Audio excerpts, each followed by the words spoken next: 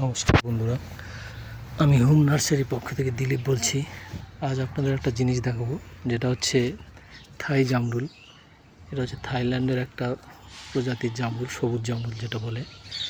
তো গ্রিন জামরুল, এই দেখুন, এটা পাকলেও সবুজ থাকে, কিন্তু একটু মাথার এই সাইডটা একটু গোলাপি হয়, আর বড় হবে, অনেকটাই বড় হয় এবং প্রচণ্ড মিষ্টি হয়। এবার এই গাছটা কিন্তু বেশি বড় হয় না, ঝোপালো হয়, আর প্রচুর পরিমাণে ধরে। দেখুন, এই দেখুন, দেখুন কী পরিমাণে ফল।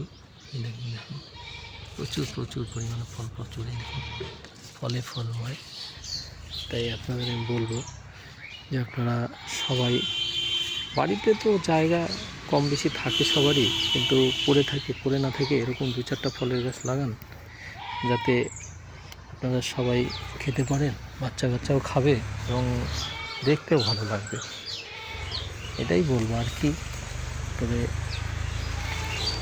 আমার বলার উদ্দেশ্যটা এটাই যে দেখে সবাই যদি লাগায়, তো ফলের অভাবটাও পূরণ হবে এবং বাড়িতে কিছুটা সবুজের সমারোহ হবে, অক্সিজেনের ঘাটতিটা পূরণ হবে। এই জন্যই এটা আমার বলার উদ্দেশ্য সবাইকে, যে আপনারা সবাই লাগান। দেখুন, এই ধরনের জাতেরই ফল লাগান।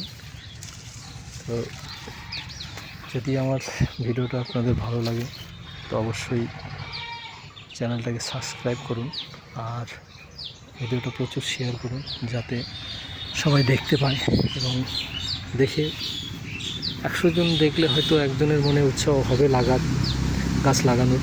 এবার সে একজন যদি লাগায়, সেটাই আমার সার্থকতা, সেখানে আমি সফল হব, যে না, আমার দেখা দেখি একজন গাছ লাগিয়েছে।